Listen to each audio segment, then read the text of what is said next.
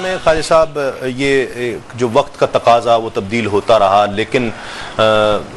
ایسا ہوتا رہا ہے کہ فکری طور پر اس کو برانگیختہ کرنے کی کوشش ہمارے اکابرین بھی کرتے رہے، شعراء، اور شعراء کا اس میں بڑا اہم کردار ہوتا ہے۔ اقبال،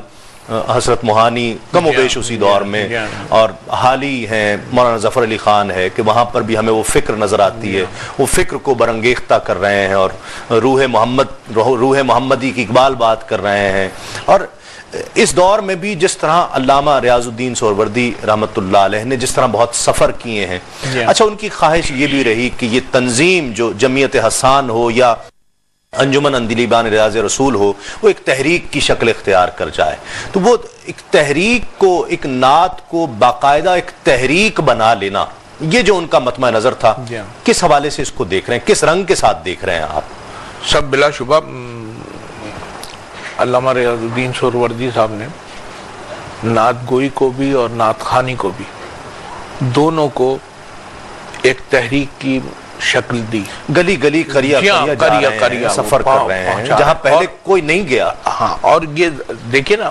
جس وقت وہ یہ کام کر رہے تھے تو اس وقت یہ الیکٹرانک میڈیا اس طرح نہیں تھا،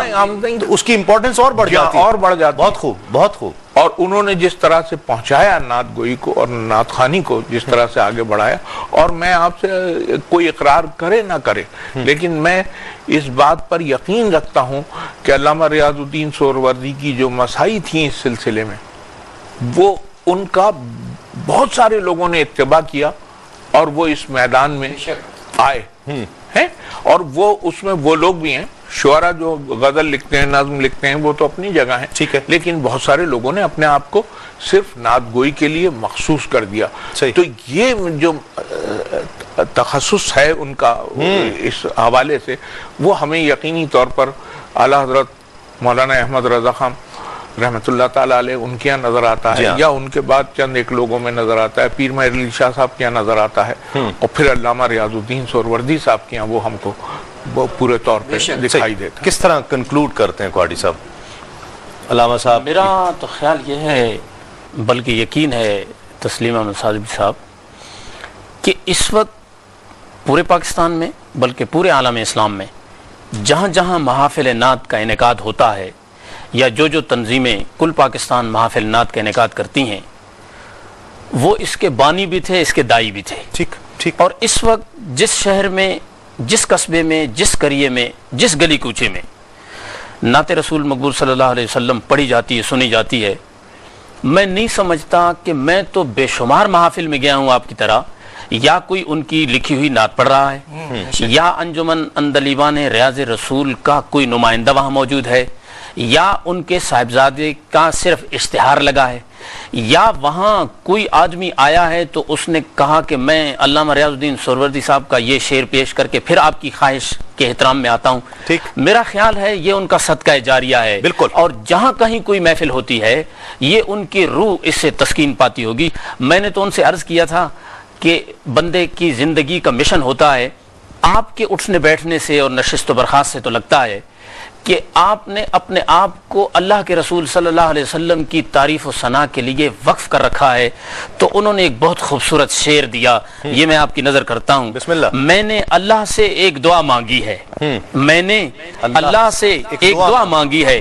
تا ابد لب پہ محمد کی ثنا مانگی۔ سبحان اللہ، سبحان اللہ، ماشاءاللہ۔ بہت شکریہ خواجہ رضی حیدر صاحب، علامہ صوبت خان کوہاٹی صاحب اور الحاج سید محمد فصیح الدین سہروردی صاحب۔ انشاءاللہ آخر میں ہم فصیح بھائی سے کلام بھی سنیں گے۔ یقیناً علامہ سید محمد ریاض الدین سہروردی ایک ایسی شخصیت کہ جن کے ہم پر بہت احسانات ہیں۔ فروغ نعت خوانی ان کا مشن تھا کہ آقا علیہ الصلوۃ والسلام کی نعت اور نعت سے محبت، نعت کا سلیقہ اور قرینہ ہماری آئندہ آنے والی نسلوں میں پیدا ہوتا رہے، اور یہ انہی کی کوشش تھی کہ یقیناً جس سے ابتدائی طور پر محافل نعت کا انعقاد بہت زیادہ ہونے لگا، انہوں نے نہ صرف قلم سے بلکہ جسمانی طور پر اس کے لیے انتھک کوشش کی، محنت کی، سعی کی، اور جگہ جگہ کے سفر کیے، آقا علیہ الصلوۃ والسلام کی نعت کے فروغ کے لیے کام کیا۔ ایسا محسوس ہوتا تھا کہ ایک وہ شمع آگ کی صورت اختیار کر گئی ہے اور اندر بھڑک رہی ہے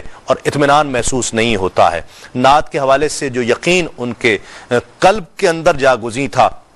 آخر میں دعا ہے کہ اللہ رب العزت اس یقین سے ہمیں بھی حصہ عطا فرمائے۔ آقا علیہ الصلوۃ والسلام کی نعت کے لیے، فروغ کے لیے جو کام نعت کالج کا جیسا ایک ممتاز کام انہوں نے کیا، اللہ رب العزت ان کو کروٹ کروٹ جنت نصیب فرمائے اور ان کے درجات کو مزید بلندیاں اور رفعتیں عطا فرمائے۔ ایک ایسا شخص جو خوشبوئیں بکھیرتا رہا اور تمام عمر بکھیرتا رہا، بلکہ نہ صرف جو شمع ان کے دل میں روشن تھی، اس کی چنگاریاں وہ لوگوں کو بھی عطا کرتے رہے۔ جو بھی ان سے جڑتا چلا گیا معطر ہوتا چلا گیا، مطہر ہوتا چلا گیا، منور ہوتا چلا گیا۔ نعت کا ذوق جس طرح وہ یوں سمجھ لیجئے کہ جام بھر بھر کے انڈیلتے رہے ہیں، نہ صرف پاکستان میں بلکہ پوری دنیا میں، اللہ رب العزت انہیں اس کا اجر عطا فرمائے۔ اور میں سمجھتا ہوں سید محمد فصیح الدین سہروردی کے ذریعے یہ صدقہ جاریہ جاری ہے اور جاری رہے گا انشاءاللہ۔ اپنے میزبان تسلیم احمد صابری کو اجازت دیجئے۔ تسلیمات۔ تڑپاں دیئے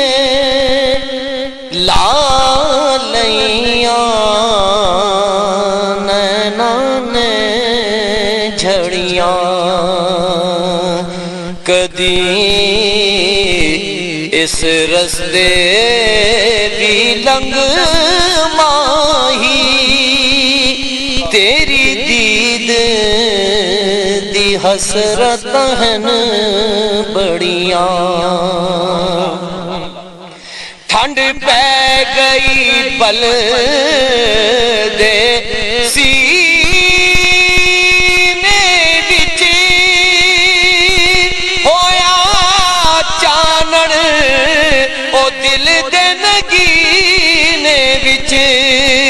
تیرے روزے دی جالیاں نال جدوں میرے شوق دی اکھیاں جا لڑیاں، جدوں تیرا غلام کہاں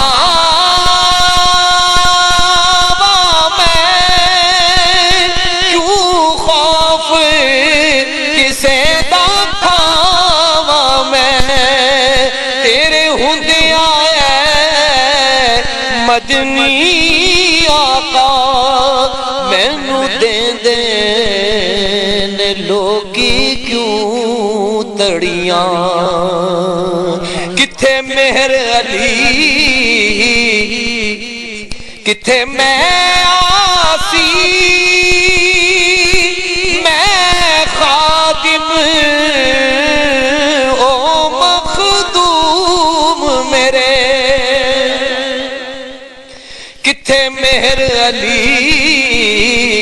کتھے میں آسی، میں خادم او مخدوم میرے، اے فیض ریاض علی دائے، تیرے اتے رنگ تن جو چڑیاں، اے فیض ریاض علی دائے، تیرے اتے رنگ تن جو